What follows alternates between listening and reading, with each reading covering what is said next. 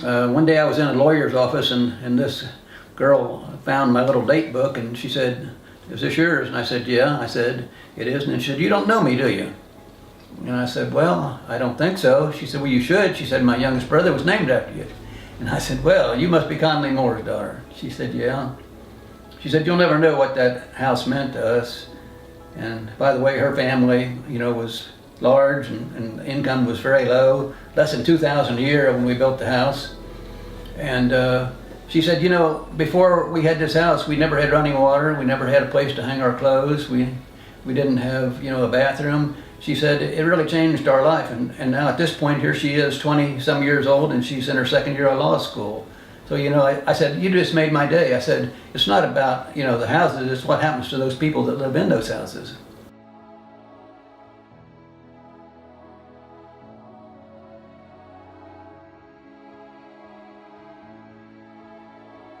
Well, I think Ben Pogue and others had the idea that there needed to be an institution or an organization created solely for the business of housing low-income people in Appalachia.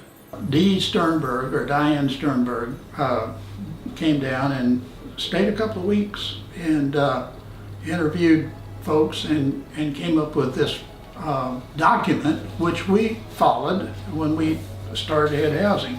The date on this document is January 3rd, 1977. And it says in the background that the problem of the absence of decent housing available to low-income people at prices they can afford describes the circumstances of Central Appalachia. And regardless of other economic and social supports that may have come into the region, substandard housing continues to dominate the area.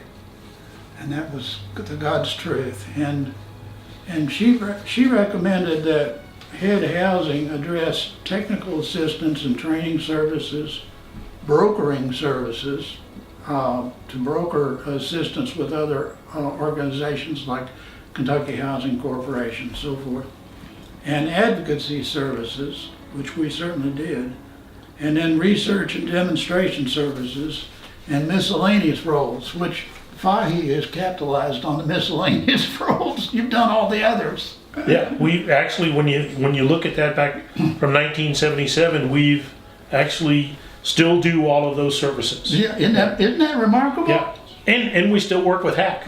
Yeah. The Housing Assistance Council is still one of our key partners, Right. and have been this entire duration. We called Lynn Llewellyn at that time, who was had been, of course, the director of the Kentucky Housing Corporation, and was not presently director. And he was asked by our board to come and be the new director, and I agreed to stay on with him. I think the other thing was that we needed and wanted to be seen as an entity that people could believe in.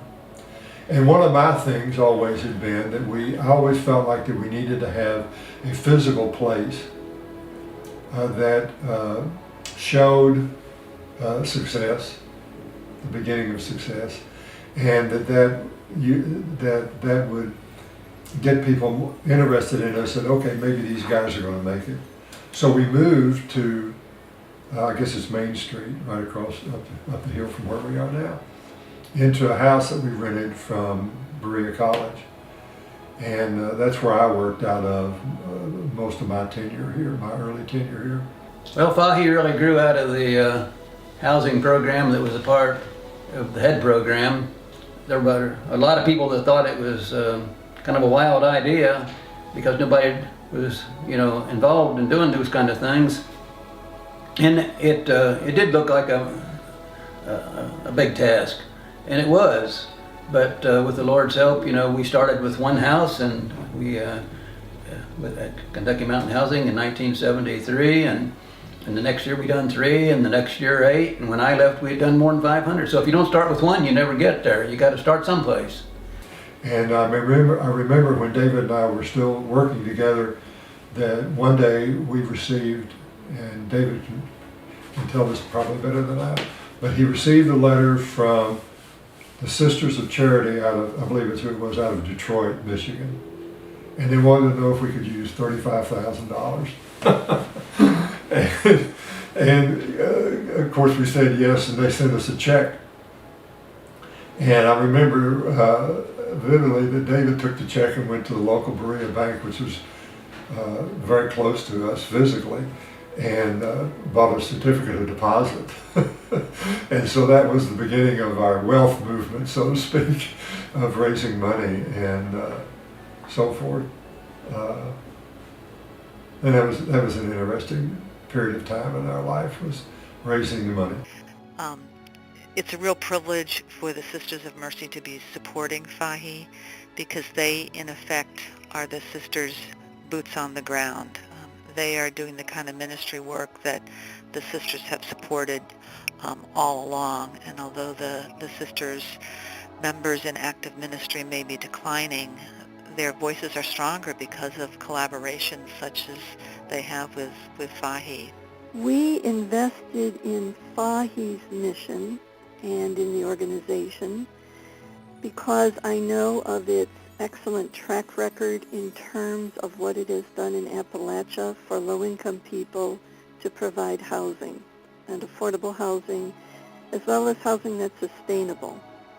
When we got to the office and began to look at what we had, we realized that we had about $16,000 left in the treasury.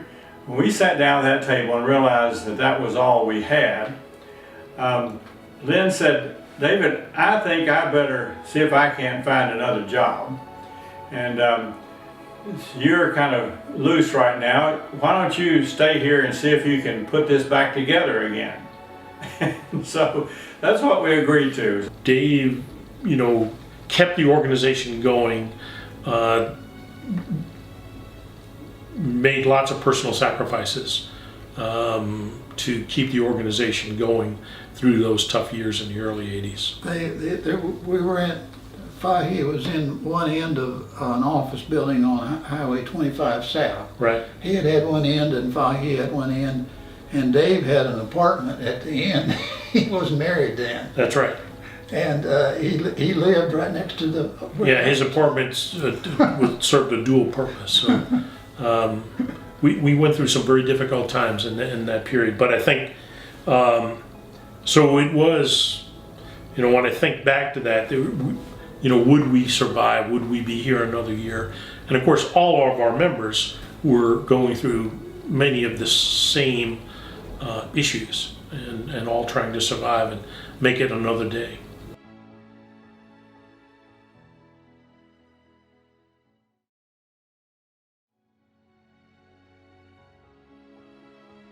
Through all those early years, I was in a lot of homes, and I saw that there were a lot of people, who didn't have very good housing.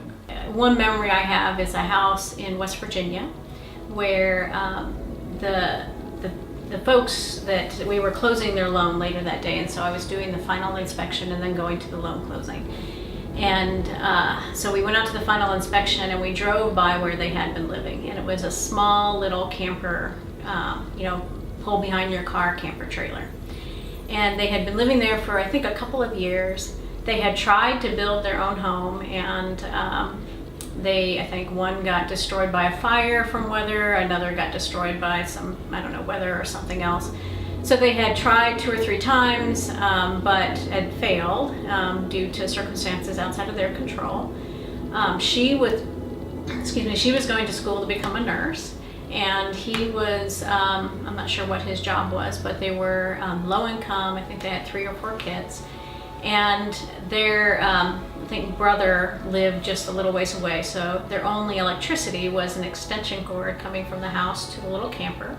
They had to haul water every day, and it was in the winter when we went there. So we went to the house, and typically people aren't supposed to move in until the final inspection and the loan closing, but it was obvious that they had been sleeping there. And so they had their sleeping bags on the floor and a few personal items there, and you could just tell, it's like the kids finally having a room of their own, and you could just kind of feel the excitement of the house. And no electricity on, water not turned on yet, milk sitting outside the door because it was cold enough for the milk to stay cold. and the realization that this house with no electricity and no water and no furniture was still a palace in comparison to where they had been living. I think Appalachia continues, well, obviously, it continues to be an impoverished region of our country. So the challenges are really tremendous, and there's been a lot of work done since the 1960s trying to turn things around, and it's still an impoverished region of our country. Some progress has been made, but it's still a huge challenge. I think Fahe has a history now, 35 years, and definitely a willingness to take on the obstacles that are in front of us here in this region, and we can still positively address basic housing needs. And we also provide meaningful jobs in the areas, two of the most difficult things to deal with in Appalachia. But we had a dream that talked about really working to put together the nonprofit housing groups in the Appalachian area and develop what has become your current slogan, one of your slogans, is strength in numbers. Well, I think, we always had a close working relationship with some of the other nonprofits, and we all realized that this job was bigger than we could do by ourselves, and that we needed each other.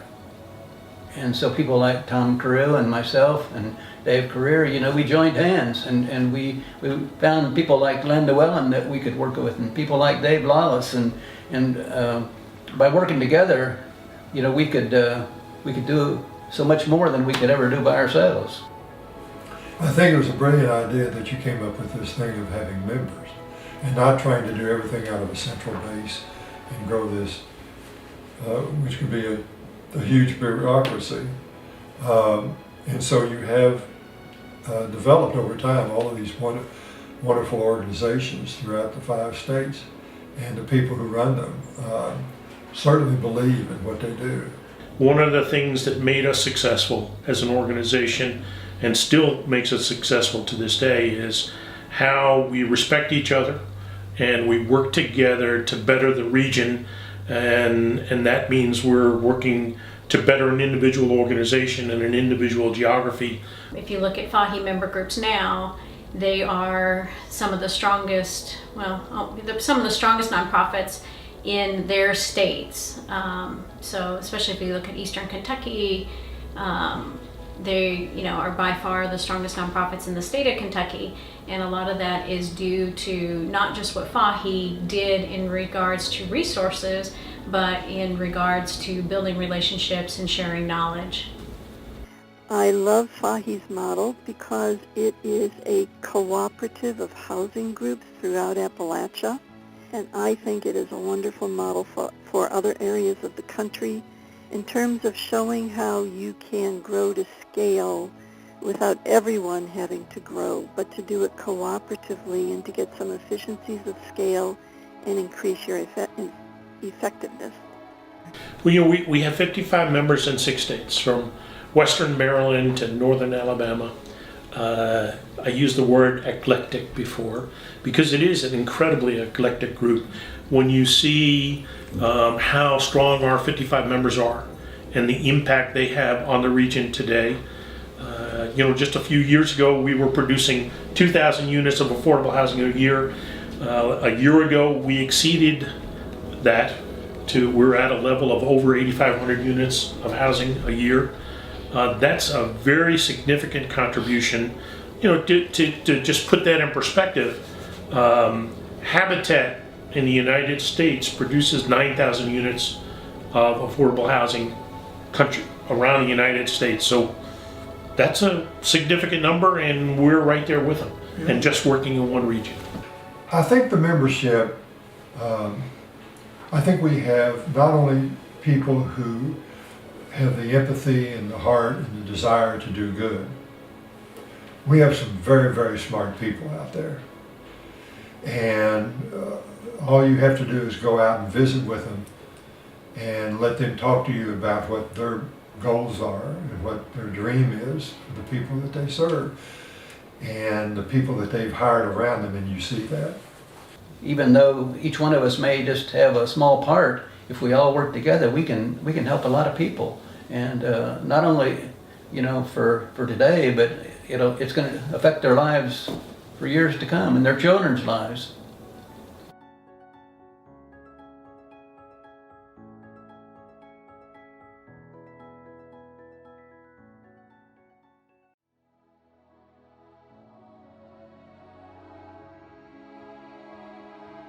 I can remember one story of a woman down in, this was also down in Harlan County, where she had a very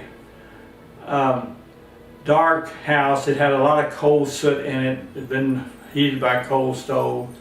It didn't really have nice windows or anything, and it was a house that she and her 2 children lived in, and they were doing the best they could. They had a privy out back, didn't have any running water.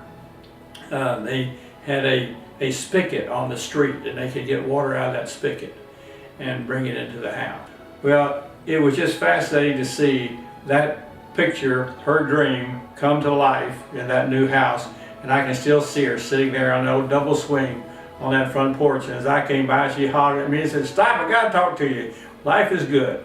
it was just a wonderful kind of hope that you could bring to people. When you really look back on it, start counting it up, over time, this organization, Fahe and his members, and those that they partner with have really made a huge difference in the quality of life, because that's what it really comes down to, is that affordable housing is such a huge element in the quality of life for low-income people, or for anybody, but for low-income people particularly.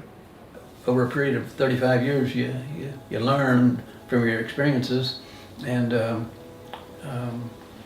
Fahe didn't start where they are today, but they've kept at it, and they've worked hard, and they've come a long way, and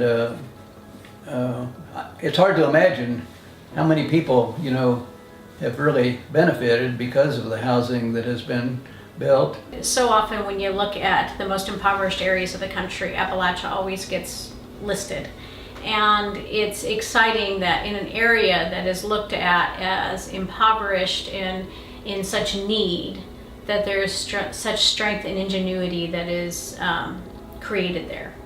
We created an organization that was meaningful to people, is still meaningful to people, helps folks provide a solution to the critical needs of affordable housing in still to this day one of the poorest regions in America.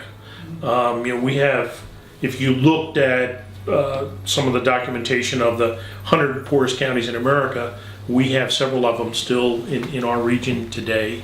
And so the downside is, if you look at that, Central Appalachia is still one of the poorest regions in America, along with the Delta, the Native American lands, the Colonias, and the Black Belt. And so we're still at the bottom, economically speaking, but there have been tremendous successes. If you objectively look at the war on poverty, where we have come as a country, and where we are today, we've moved quite a bit. In Central Appalachia, our highways are better. Our public water system is tremendous. Our sewage treatment is greatly improved. Our access to hospitals, healthcare, graduation rates. I think if you added lots of those things up, you would see that there have been tremendous successes. We still have a long way to go compared to the rest of the country. And I think that's our challenge going forward, is how do we help move Central Appalachia a little bit quicker? How do we catch up? We can change the face of Appalachia for the better. You know, but here's the other thing I think we need to remember. Appalachia has a lot of positive history about it as well. And it's, you know, we don't need to be, oh, woe is me, you know, we're from Appalachia. People need to be proud that there are things that have been accomplished in Appalachia. Well, you know, the history that we did at Head Corporation at 20 years, we titled it, "We Never Started to Quit." And that was a saying that Nancy Cole from the very rural Barwick community in Breathitt County, told a reporter from the Courier Journal. He said, have you ever thought about just giving up and quitting because it's such an overwhelming task? And Nancy Cole, who was a resident of that community and a chain smoker, and a member of our board, the head board, she turned to him and she said, "We never started to quit."